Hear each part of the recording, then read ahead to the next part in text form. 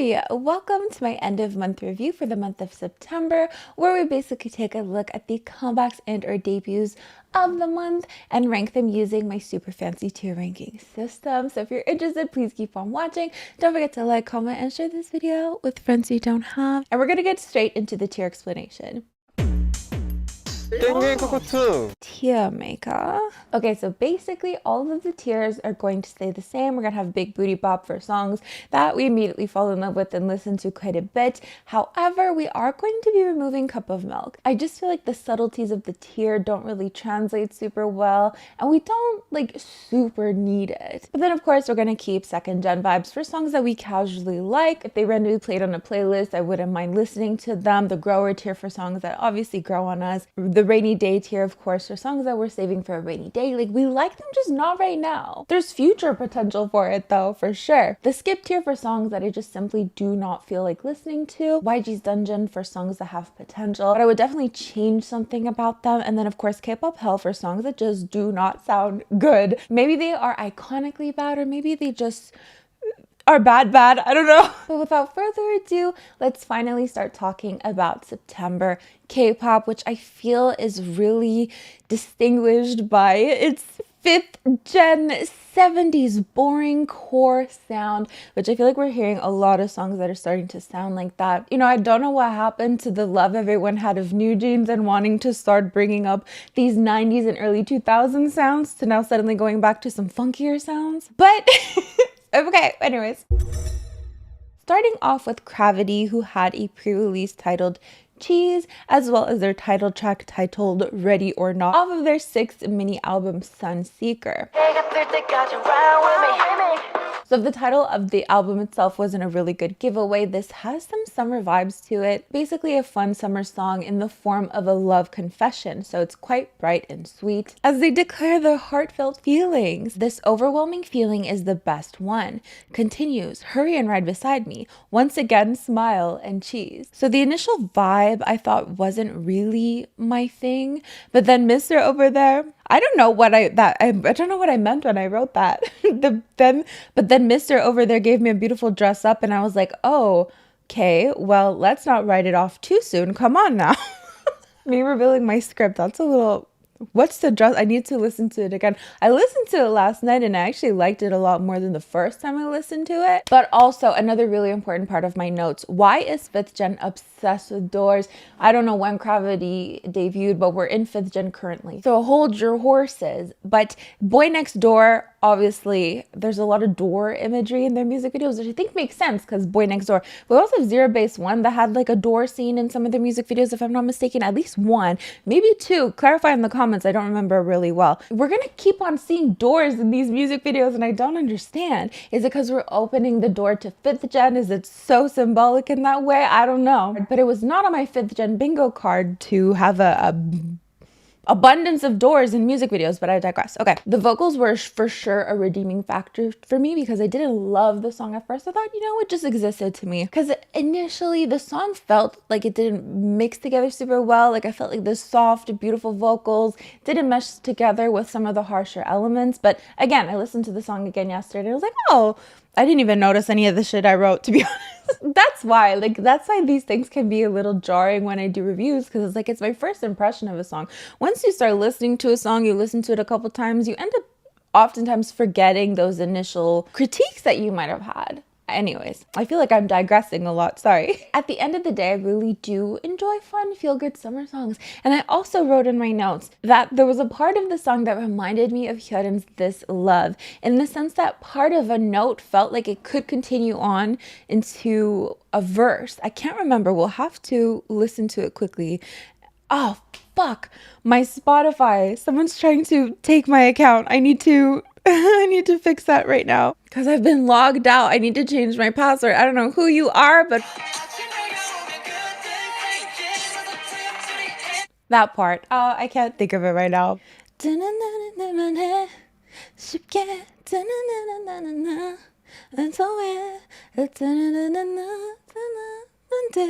know what I mean? Anyways, so I think I would put this into 2nd gen vibes. Moving on to Ready or Not. The music video starts off again with the bright sound, but definitely a contrast to Cheese in the sense that it feels a little more angsty. We have this comic book style animation that then turns into real life, but I do feel like we're straying away from that Sunseeker title, right? Like I feel like Cheese really fits into Sunseeker, and then Ready or Not feels a little bit different, but that's not important right now. Sorry. Oh, I'm annoying the shit out of myself. Okay. So the lyrics talk about going all in and taking advantage of the moment, whether you're ready or not. As for the overall sound, I do find myself appreciating the raps and the verses, but just as an overall experience, it wasn't really my thing. So I think I'm personally gonna have to skip this song. But as always, for any of these songs, if you like the way they sound, if you think it's something that you would like, please go check them out. I do have a Spotify playlist of every single song that we're talking about in this video, so you can check that out. I do delete them as the months go by, so make sure you are hasty with what the fuck, what was I trying to say with that? Just, I tried doing pink makeup today and I think it's throwing me off a little bit. Moving on, we have Mark Tuan and Everyone Else Fades. Everyone else fades to the background. So this single gives off quite a nostalgic feel. I don't know why, it really reminds me of the theme song for the show The OC. Now, I ended up going to listen to the theme song of The OC after listening to this song, and the vibes are very different, but maybe just like the early 2000s, slightly like emo pop punk vibe to it all. That's the feel I get. So we have some rock inspired instrumentals. Did I mean pop rock? So we have rock instrumentals within the chorus, confessing that he's head over heels in love. Done with the subtleties, you know you're the one for me, because when you come into frame, everyone else fades into the background. And I really like that part in particular. The way it's sung, really. The biggest missed opportunity of this song, though, is the lyrics where he says, I got you buzzing like a light, yeah. I got you buzzing like a light year. That would have been so funny. Maybe a little too funny for the song, but I feel like it would just add to that another layer to the... Anyways, I definitely enjoyed the vibes of this song. I think it distinguished itself a lot from the other love songs, the other summer love songs that we're about to see throughout the month. So this is another song that I think I would put into second gen vibes. RIIZE.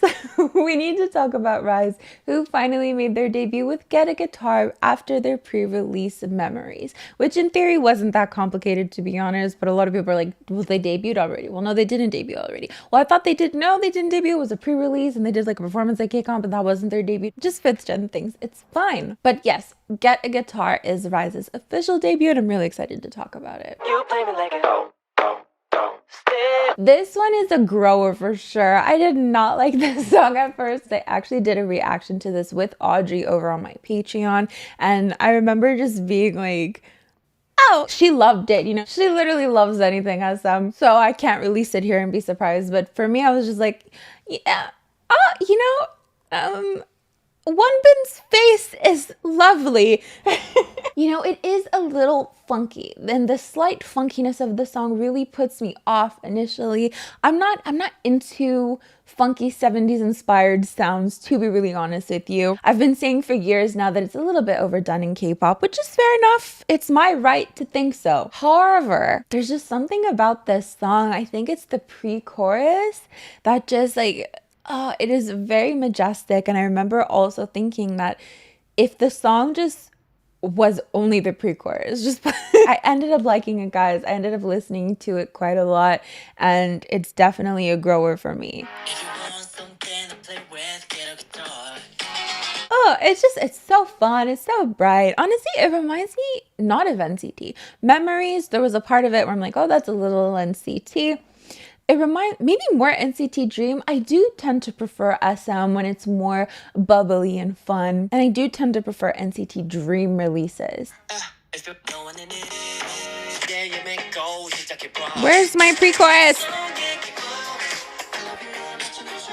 So the ooh baby, ooh, love it, amazing, beautiful, and that's what really drew me into the song. And then of course heard it, they're really killing it in terms of social media marketing. Like they're commenting like funny ass things on random people's TikToks and like doing like stitching people on TikTok, and it's so funny. I think they're really killing it, so I'm really looking forward to their next releases. But for Get a Guitar, we're definitely putting this in the grower tier, because at first I was like, Oh, very randomly though, every time I listen to Get a Guitar, I start singing Hot in Here by Nelly. Like, get a guitar, get a guitar. I say, it's getting hot in here. I don't know why. I literally put the song side by side and it makes no sense, but every time I listen to it, it just, I don't know. From their first mini album, we have BOYNEXTDOOR with their song But Sometimes, which I think is interesting because their debut, what was their debut? BOYNEXTDOOR debut. We need to just look that up real quick because I think it was But Something. BOYNEXTDOOR debut. They had a bunch of pre-release songs too, right? I don't think this is going to be an easy search. Single album, who? Single? Oh, it was just who? I thought it was But Something as well. Never mind. I do feel this was a little bit of a vibe shift though. From what I remember, I feel like their debut was very light and fluffy, and this seems, again, a little more angsty, a bit more rock inspired, with the message that hits you about having to change for somebody you love. I widened my shoulders so you can lean on me, but now they make it hard to move through the metro. So of course the struggles of changing for someone that you love, and how, obviously that's not always a good thing, but sometimes you can't help but missing that person anyways, and that speaks to the true nature of human beings, doesn't it? And again, Doors and 5th gen music, well, it is BOYNEXTDOOR. I'll let it slide this time, but next time we point it out, I expect a conversation about it. It was a nice, enjoyable song overall, but for me, it wasn't really my thing, so I'm gonna have to skip this one. So now we have Seven Heaven from Purple Kiss's first single album, Festa. The first time I saw the word Festa, I think it was like BTS Festa or something, and I was like, oh, they just misspelled Fiesta. What does Festa mean? Oh, a festival in Italy? Oh, fair enough. I noticed right away, again, another vibe change, that it was more, palatable? I guess so. Purple Kiss, they have, from what I remember, especially their last comeback, Sweet Juice, it's like darker. It's like not quite alternative, right? But maybe like alternative adjacent, if that makes sense. Like it feels quite different and stands out amongst K-pop. This feels a little more palatable, if that makes sense, and that's fine. I'm not gonna fault them for doing a fun summer song in summer. It is their right, but again, it's more of a funky sound that is not really my thing. So it's a song that I'm going to have to skip, especially since I really love Purple Kiss's original, shall we say, sound. Nerdy, Sweet Juice. What else am I missing? Mem, is that Purple Kiss? Purple Kiss discography. Zombie! I really love those title tracks, and I love the vibe of those title tracks, and just like their vocals specifically, I feel like were made for those darker songs. But I don't know Purple Kiss well enough to be like, this is the 5th genification of Purple Kiss, though we do see a lot of songs that sound very similar this month, and previous months I would say as well. It actually reminds me a lot of new and mixed sound. Either Roller Coaster, what was the Party Clock? I mean, while we're here, nobody's in a rush. Let's take a look at those songs.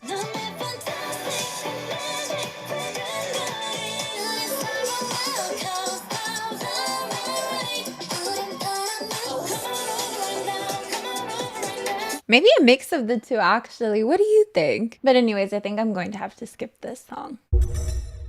Moving on to Rocket Punch's single, Boom.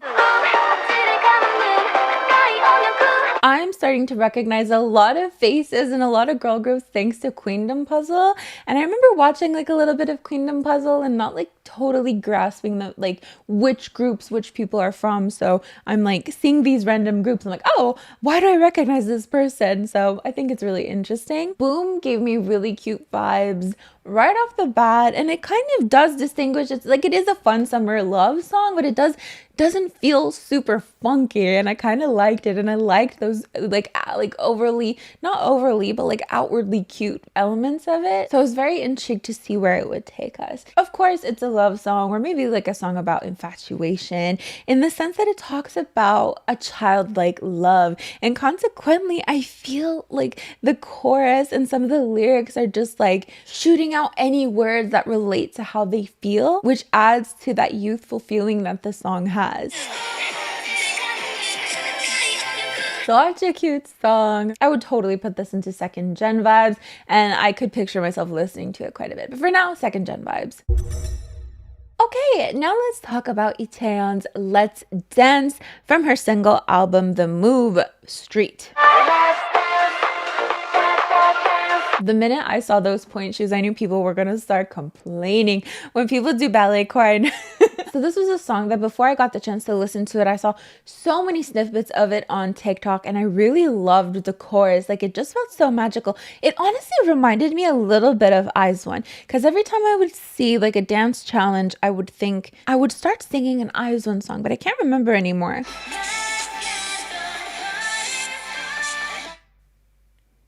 Well, now I've listened to the song so much that I can't remember what RIIZE song I kept singing after that. Definitely, I want to say Violetta, but like I think that's just the first song that came to my mind because I said RIIZE. Let's get the secret story of this one. But I digress. I loved the magical vibes of the chorus. Like, that's what drew me to want to listen to the whole song and like experience the whole thing. And I loved the upbeat nature of it. And that pre-chorus, again, just like perfectly builds up to, again, that magical chorus. But the magical chorus just like ends so soon. I really feel like they needed to repeat it at least one more time within the chorus because it goes, let's dance, magic, magic, magic. And then they go, let's dance. And then it goes to this kind of weird beat, not weird or anything, but I would have just loved for that same chorus to repeat a second time. Like, it's so good that we needed it twice. Like, it kind of brings you back down where I feel like they should have given us the chorus again.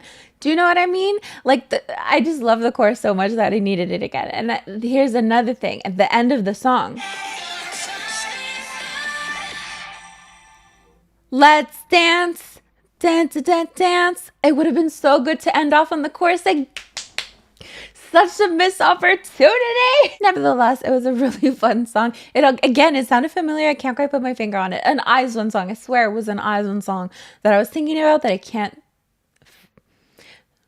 No. So I do think really highly of this song. I think I'm gonna have a lot of fun listening to it, but I have to put it into YG's Dungeon. I have to because I need more of that chorus in my life. I need someone to make a version where the chorus, that magical part of the chorus repeats twice. We don't need the fun little beat after that let's dance part. We just need the let's dance part twice, and then the song needs to end with the let's dance. Do you know what I mean? I'll make a version. I don't even care.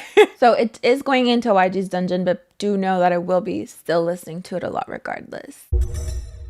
We have a couple of songs from V's solo to check out, of course, from his album Layover. So let's start with Slow Dancing, which is the title track. I thought the music video was odd and vibey, which definitely kept me intrigued. Like, you have a lot of things to think about. Like, what the hell is going on? It felt like a mix of like Lost, Animal Crossing, and The Truman Show. But it's definitely weird. It makes you think. Like, it almost feels like a figment of his imagination. Like, maybe that's a theory. I'd love to hear your other theories below because, you know, he takes out a Polaroid camera and takes a picture of him and his friends, but then the image that shoots out is just all of him. So then is it a figment of his imagination? Because if it was, wouldn't it just be him alone? Like, who are these other hims? Then there's just a lot of other random things that happen. Like, they go to the beach, and they pull out like these laptops and bags of fruits. It just seems like a fun time, not gonna lie. And then when we get into the music video for Blue, I feel like Yeontan is connected to both music videos. But anyways, as for the style of the song itself, it's not really my thing. I would personally skip it. But I do have to say I'm really appreciative of the artistry of it all, especially with Blue, which is one of the B-sides on the album. Every single song on his album had a music video, so I had to draw the line somewhere. So, but similarly, not quite my style, but I do appreciate the dreamy vibes of it all. Especially the meaning that I took from Blue. You know, he says, the stars tonight, I borrowed them from the moon. All shine on you, but baby, you're still blue. It kind of speaks to this feeling of someone trying to give their lover the world, the whole entire world, the universe, but that person is still sad. So that definitely made me feel a certain way. And of course, the usage of the word blue reminded me of his song Winter Bear, where he says, she looks like a blue parrot, which happens to be one of my favorite K-pop lyrics. Can you guess why? Now, of course, we also had other music videos for Love Me Again, which again, quite retro, loved his sparkly red shirt. Then Rainy Days as well, and For Us. Lots of connections to check out as well. Key's Good and Great from his second mini album of the same name has been all over TikTok, and for some reason I didn't know it was him. I'm good, I'm great, I work, get paid. I feel like he has a very distinguishable voice. Like you hear him sing and you're like, obviously that's Key. So I don't know why I didn't know it was him. It's probably a moral failing on my end, but I digress. The song glorifies, the achievement of your dreams, but also talks realistically about some of the downs of it as well. Of course, in the music video, we get to see the mundane aspects of office life, but it's also mixed with really fun SM elements as well. Those boots were something. But I do have to praise this, high-waisted, up to his tits office look in the beginning. However, again, the song is just not my thing, so I will personally skip it, but I do appreciate the overall positive energy. Oneus made a comeback with Baila Conmigo from their mini album La Dolce Vita. Baila, baila conmigo. G-Dragon has a tattoo that says like Dolce Vita Moderato or something. The Sweet Life in Moderation. G-Dragon, I'm pretty sure he does. Vita Dolce Moderato. I read on Soompi that the song incorporates Moombaton rhythm on top of Hungarian dance number 4. Honestly, Oneus have been killing it lately with their title tracks. I think at least their last 2 title tracks I've greatly enjoyed. And I'm not gonna lie, I came into this thinking that I would really like it as well, of course, because I like their last 2 title tracks, which is unheard of from me because I very realistically go into every song thinking it could go either way. Like I don't generally go into songs thinking like, oh, this is gonna be amazing, but I made an exception for Oneus. I was just hopeful that we would have some nice sounds in this, and we did. Okay, so immediately the song starts playing and I'm like, it sounds nice. Okay, let's wait for the chorus. Let's see, is it gonna disappoint me? And it didn't. Immediately on my playlist. I love Baila Conmigo. It's amazing. Baila, baila conmigo. I'm trying to imitate. There's the way that they pronounce the intonation on Conmigo that is so amazing. It's like, I like it. Wait. Okay, wait. Baila, baila conmigo. Conmigo. Conmigo. Right? Oh, I love it. It's kind of like Britney-esque, isn't it? Conmigo. Oh, I love it. Oh my God. At the time that I checked for the lyrics of the song, there were no lyrics to this song to see, look into the meaning of it. But I am going to go ahead and assume that it's about dancing with me. This song just makes me want to dance. I love it so much. Highly recommend this song. Big Booty Bop, 1000%. If there was a step above Big Booty Bop, maybe we should bring back Cup of Milk, because there's some songs I'm like, okay, they are Big Booty Bop in this list for September, but like I don't love them like I love Baila Conmigo. Okay, Baila, baila conmigo. Hwasa's new single, I Love My Body, is next.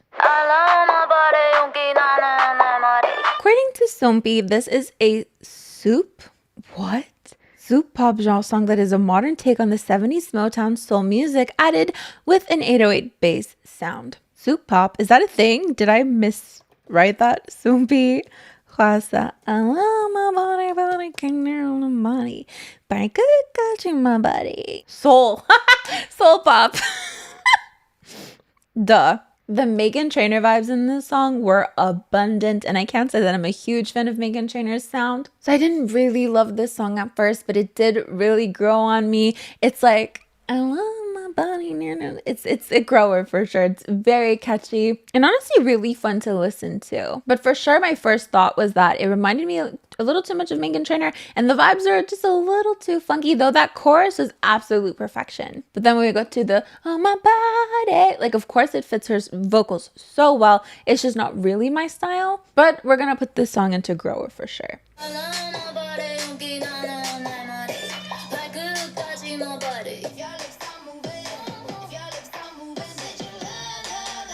The music videos are also quite pink as well. I feel like they could match. Anyways, I think I'm going to put this into the grower tier. Weeekly finally had a comeback in the form of a digital single titled Good Day Special Daileee. Now, this is apparently a fan song from what I've heard, and I don't know what that specifically means. Like, I've seen people on TikTok being like, oh, they made a fan song, and people are like, what's a fan song? And their responses are like, it's a song for fans. No shit, Sherlock, but what does it mean, actually? Like, is that a thing? Like, I've never heard of it before. I feel like I would have heard of it before. And, like, aren't, like, most songs for fans anyway? So aren't they, like, what distinguishes this from a fan song if not all songs are for fans anyways? I actually really love the chanting in this song. It gives, like, this like almost like powerful, encouraging sound, a majestic feeling, shall we say, that is a little reminiscent to like maybe a Produce song. Not that I've ever watched any of the series, but like just like a ton of people singing together. Like it sounds like a lot of people singing together. Maybe like an NCT end of year kind of song where everyone's singing together. But I like it. It gave me this like dreamy, distant feeling. And I love it, but like I don't love it as much as I love Baila Conmigo. So like I do want to put it into Big Booty Bop, but I feel like it's a little lower than Big Booty Bop. But I did also listen to it a lot. We'll put it into Big Booty Bop, and if you want Cup of Milk back, we could do it again. 5 LOONA members have come together to create the group Loosemble. So of course we have to check out their kind of debut with Sensitive. According to Soompi, Sensitive underscores how sensitivity refines one's standards, making them clearer and more exact, while also urging people to have faith in their instincts, parenthesis sense, and move forward with confidence. And it seems we also have an English version of the song as well. It definitely reminded me of The Feels by Twice mixed with Oompa Oompa by Red Velvet.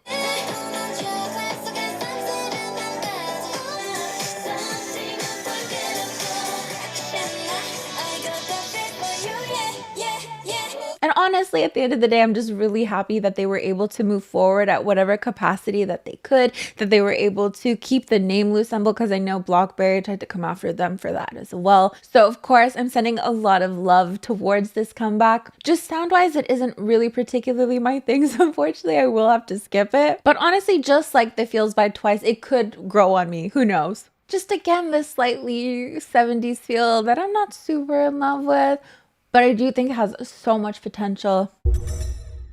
The new Queendom puzzle group LZUP made their debut with their mini album 7+ Up and their title track Cheeky.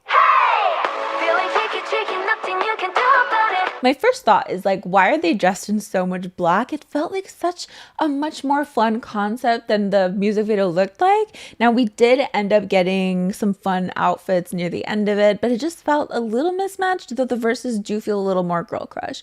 But I think we needed a bit more fun with the concept. But the pre-chorus felt quite sweet actually, didn't it? And it reminded me a bit of Red Velvet, with the chorus being a little bit more cute. Still a little Red Velvet, right? Is this song a little Red Velvet coded? I think the song had a lot of potential, especially since I did enjoy the chorus. It was fun, slightly magical. However, I wasn't the biggest fan of the verses, so I think I'm gonna put this one into YG's Dungeon. So we're moving on to Tempest's Vroom Vroom right after listening to LZUP's Cheeky, and I couldn't help but pair the two together with the Cheeky Cheeky and the Chica Chica.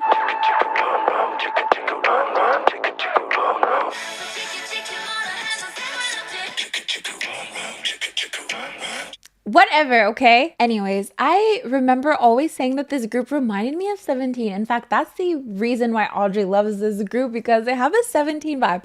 But this time around, they really remind me of NCT. Particularly, I mean, the Vroom Vroom especially. A little less chaotic version of NCT, shall we say. Of course, SM have a very specific sound. So though we do have singing in unison, we don't have that typical SM vocal editing. So you can tell it's not an SM song, but like there's so many factors in place that really, set you up for it, right? Aside from SM's weird vocal editing, the one thing that's probably missing is adding a random ass instrumental from another song on top of this that doesn't really match. Some cheese grating sounds and you got perfect SM. Listen, I'm trying to not be problematic anymore, but sometimes the jokes, they just want to come out. But it's not a crime to make jokes that are 75% factual. Interestingly though, I really didn't hate the song. Like it gave me some 4th gen vibes. I'm missing some of the busyness of 4th gen, to be honest. So I would actually put this into Rainy Day. I would save it for a rainy day. I used to make fun of like all the vroom vroom sounds in K-pop, but they're kind of like so bad it's good. Like, I just really need another Chungha bicycle. I don't know anymore. I wrote this last night. I don't know what I was thinking. Dare we put it into K-pop hell? Oh no. Moving on to Kepler with Galileo from their mini album Magic Hour. The music video was cute and pink, and I thought this was a macabre, but it was not, so we'll move past that. So Soompi describes the song as a disco funk chanson with groovy guitar riffs, and the lyrics are about a girl who falls in love and works to figure out what love means. So unfortunately, as you might be able to guess, it's not really my vibe again. I would personally skip this one. I think it sounds a lot like the other songs we've been talking about on this list that I have skipped. There's just so many like slightly 70s songs with, like, again, the disco funk and groovy guitar riffs apparently. Itzy's Japanese release RINGO was another song that I feel like is quite hyped up on TikTok before I could even have the chance to listen to it. And the feedback that I've heard from a lot of people is that this would have made a really great Korean release, like a nice regular title track for them. And I can't help but like kind of agree, like it has like this badass feeling to it. Kind of something that I miss from Itzy. So it feels like a mix between a wannabe and loco, right? A bit of New Jeans attention too. Just this one singular part, hear me out. I don't remember anymore. I remember thinking, oh, it's like that one part sounded like a tension by New Jeans. I can't think of it anymore. Also, why do I get some Ricky Martin vibes out of this? Anyways, I would put this into second gen vibes. VCha, the group that JYP made through the show A2K, made their pre-release debut with Y.O.Universe.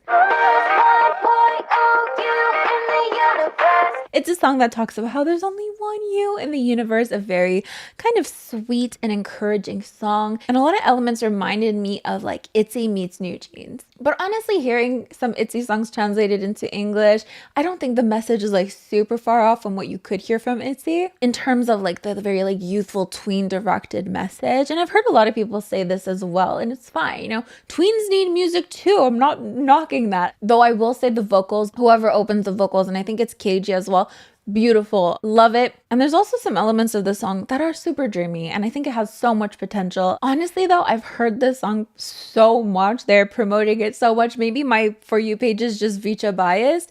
I'm actually gonna save it for a rainy day. I feel like I like it, just not for now. Maybe it'll grow on me for sure. Now we have Billie with another pre-release single that we have on this list for September with BYOB, which does not stand for Bring Your Own Beer, but rather Bring Your Own Best Friend. This song is an anthem for all the girlies who want to include their boyfriends in everything. Babe, he's not invited. He's also not that cute. The vibes are impeccable, I have to admit. Very soft vocals. Very nice to listen to, but again, this kind of 70s inspired sound is not really my thing. Though I will say I think Billie are doing it the best. So I'm personally going to have to skip it, but of course, if you think it sounds up your alley, go check it out. In another pre-release that we have this month, we have IVE with Either Way, or Either Way. Either, what do you say? Either way, I'm good. So Either Way or Either Way talks about being pulled in different directions, but being good either way. You literally can't please everybody, and you will never be able to do so. Now, I looked up the lyrics on Genius, and this isn't what I came up with. I just saw this on Genius. The lyrics, because I did a reaction to this and I was like, I don't get it, because it says they say it's because she's an I and you're an E. Well, let's just do a V together then. So of course I and E refers to introvert and extrovert for MBTI. I'm like, but what does V mean? And then on Genius they're like IVE, IVE. It spells out IVE. I was like, oh, sick. So it's literally quite genius, I would say. I think it's a cute song. Again, like those bittersweet vibes. How many times have I said vibes in this video? I need a new word. So because I like IVE, I think it could grow on me, but just like as a random song in the world, it is something that I think I would skip. How many releases have XG done? I feel like they're averaging 2 per month. I don't know. They don't seem to be stopping, but we have Puppet Show from their first mini album, New DNA. Welcome to the Puppet Show. I mentioned this when we talked about TGIF, but I'm loving the direction that they are going in terms of styling, in terms of concept, their music video, everything is just so fun and colorful and like out of the box. And they're really standing out amongst their 5th gen peers. Now, a lot of people are going to say they aren't K-pop. Okay, but they're still performing on Korean music shows. They're still K-pop adjacent to an extent, right? They're still in these spaces and still part of the conversation. So, but I love it. I love it. You know, they do have their more vibey songs that fit in with like the 5th gen thing, which is fine. Everyone needs vibes. But I need color sometimes in my otherwise bleak world. Music video, impeccable, kind of weird, really iconic. The styling was great. The makeup was so much fun. And the song sounded nice too. I would put it into 2nd gen vibes. So we all know that TXT performed their song Back for More, which is apparently a pre-release. Oh, so there's so many pre-releases. I know I got a lot of slack when I said that, you know, debuts aren't special anymore because there's so many pre-releases and people are like, Angelina, literally they've been doing this in second. You want to literally take a look at my videos. Take a look at my end of month reviews. Check out all the videos from 2 years ago. How many pre-releases could you count? Did I even count pre-releases back then though? Ooh, a little plot twist, but I definitely think there are more and more pre-releases these days. It's not bad, it's not good. We have a podcast episode coming out about that, so hold your horses again. But anyways, this song is featuring Anitta. When I found out TXT were collabing with Anitta, I was so excited. I love her sound. So I was like, oh yes, they're gonna like blend their sounds together. And by blend their sounds together, I meant, oh yay, TXT is gonna take on Anitta's sound and it's gonna be so great and sexy. It did end up being sexy, but the sound, it wasn't super something that I'm drawn to, but it does have some nice redeeming qualities to it. But I keep clowning myself every time like K-pop idols collab with Latin artists. They never do like a Latin sound. They always go for something retro. Like even for Nadi Natasha when she collabed with Momoland. Why? Like it's so... But anyways, it's a nice song. It's quite catchy, quite passionate. Definitely some odes to Michael Jackson, I would think. I don't know about it though. Give me a second. Give me a minute. Ooh, I love Anitta's part. Oh, the way the beat like kind of changes and like dun, dun, dun, dun, dun, dun. I'm gonna save it for a rainy day, to be honest. Now lastly, we have Jungkook, who came out with 3D featuring Jack Harlow. I wanna see it in motion in 3D. Now, it didn't actually come out yet, but through the magic of editing, you literally won't know. I didn't even have to tell you, but I just did so in the name of transparency. So when I first heard the teaser, it was giving me retro NSYNC vibes, which made me so excited. Again, I always say like 70s, 80s, and early 2000s sound in K-pop are overdone. We really need to bring it back to 90s, like aespa did. Once, which isn't enough. So I was really excited to hear NSYNC though. Are they early 2000s? They're 90s. I don't know. However, when the whole song came out, I just wasn't super feeling it. So I'm gonna have to skip this one. And the song honestly didn't disappoint. I'm gonna put it into 2nd gen vibes. It wasn't super my thing, but there were a ton of redeeming qualities. So I'm gonna put it into YG's Dungeon. I didn't like it at first, but it really grew on me. I'm gonna save it for a rainy day. And that's how I fool you guys. Drum roll to what I actually thought of the song. I'm gonna put it into 2nd gen vibes. Okay, so that is basically it for the review portion of this video. So now let's check out my top 10 songs of the month with Receptify. I do need to warn you guys that I only heard Baila Conmigo by Oneus yesterday, so it's obviously not going to be on this list, but please believe it'll be probably on next month's list. So number 1, we have Greedy by Tate McRae. Tube Girl, what can I say? Ladi Dadi, the Japanese version by Cross Gene. I really don't remember listening to it because I hate the Japanese version. It's not as good as the Korean version. I do tolerate it, however, to get my fix, but that's about it. Loved You Before by Peach PRC. That's probably going to be one of my top songs of the year. Better Things by aespa. Last month, I literally saved it for a rainy day. I was like, I don't love it now, but I can picture it growing on me. I'll love it eventually. Eventually came to be. The Girls by Blackpink. Yesashasuma by Tattoo, the Russian version of All the Things She Said. Yesashasuma.